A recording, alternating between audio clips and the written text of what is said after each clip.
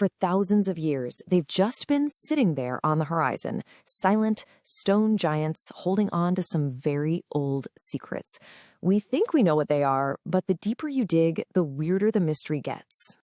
So, what was their true purpose? Well, before we can even begin to tackle that, you first have to wrap your head around the sheer, almost impossible scale of what we're talking about.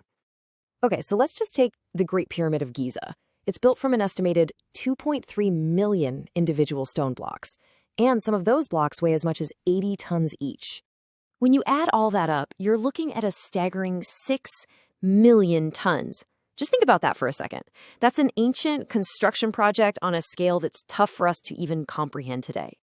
And this is just incredible. For nearly 4,000 years, the Great Pyramid was the tallest man-made structure on the entire planet. It held that title all the way until the 14th century. This wasn't just some building. It was a statement, a permanent feature of our world. But here's the thing. It's not just the incredible size that's so baffling. The real mystery, the thing that keeps people guessing, is the precision. This is where the really serious questions start. I mean, check this out. The Great Pyramid is aligned to true north with an accuracy that's better than many modern buildings. Its base is an almost perfect square, with its sides differing by only a few inches, and it stands an incredible 480 feet tall. So the massive question is, how? How did a civilization without modern surveying tools or cranes possibly achieve this kind of accuracy? So what's the official story? You know, the one we all learned in school. For over a century, the mainstream answer has been pretty straightforward. They were tombs for the afterlife. And for a long, long time, that was pretty much case closed. These were just magnificent, incredibly elaborate headstones designed to protect the ruler on his journey into the afterlife. But, of course, it's more complex than just a simple burial. As more texts were translated, these things called the pyramid texts, a deeper spiritual purpose came to light. The pyramids were seen as a kind of launch pad for the pharaoh's eternal soul, or Ka, to ascend up into the heavens. And this is right where the official story starts to get shaky, because things get weird. For one, no mummy has ever been found inside the Great Pyramid. And it's not just that one. Many sarcophagi and other pyramids have been found totally empty, even inside perfectly sealed, untouched chambers that were never gotten to by grave robbers. So, if they weren't just tombs, then what in the world were they? Well, the first major alternative theory suggests we've all been looking in the wrong direction, not down at the earth, but up at the sky. This is the Orion correlation theory. It proposes that the layout of the three Giza pyramids isn't random at all. It's a perfect map on the ground of the three bright stars in Orion's belt. And the alignment? Well, proponents say it's just way too precise to be a coincidence. Think about what that means. This theory completely reframes the entire purpose. Suddenly, the Giza Plateau isn't a graveyard anymore. It's a celestial map, right here on Earth, pointing the way for the pharaoh's soul to its final destination among the gods. And some people take this a mind-bending step further. They point to those empty sarcophagi in those sealed chambers and suggest, what if it wasn't just the soul that traveled?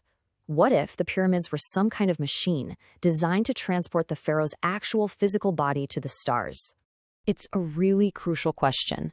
For centuries, they built these absolute wonders, and then they just stopped. This abrupt halt is what leads us to the most radical theory of all. All right, you're going to want to buckle up for this next one. In 1998, an engineer named Christopher Dunn proposed a theory that turns everything we thought we knew completely on its head. He argued the pyramids weren't for the afterlife. They were for this life.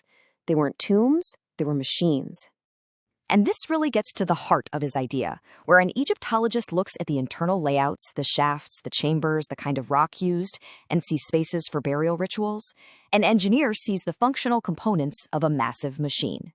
Dunn's theory proposes a function for every single strange feature. In his model, water flowing deep underground would make the pyramid vibrate at a very low frequency, like a heartbeat. Then, in the Queen's chamber, a chemical reaction would create hydrogen gas, which would amplify that vibration exponentially. The whole structure would then act like a giant tuning fork, converting all this vibrational energy into usable power, with the massive granite beams in the King's chamber acting as batteries to store it. It's an incredible idea, right? But if they were generating power on an industrial scale, it begs the question, What were they using it for?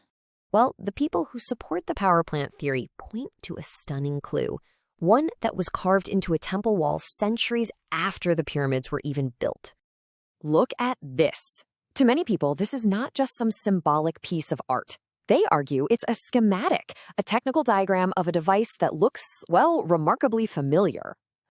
You can see it clearly, a large, clear bulb-like object. There's a filament inside that's shaped like a serpent. There's a cable extending from the base, and it connects to what looks like a socket or some kind of power pack at the bottom. Is it actually possible we're looking at a diagram of an ancient light bulb? And get this, an engineer actually built a working model based on this exact carving. Now, he did need a modern power source to get it to work, but the experiment proved that the design itself, the one carved in stone, was physically capable of producing light. So, where does that leave us? With a profound enigma. Were the pyramids magnificent tombs, celestial stargates, or were they sophisticated machines, evidence of a lost technology we are only now beginning to comprehend? The stones themselves remain silent, but the questions that pose, well, they echo louder than ever.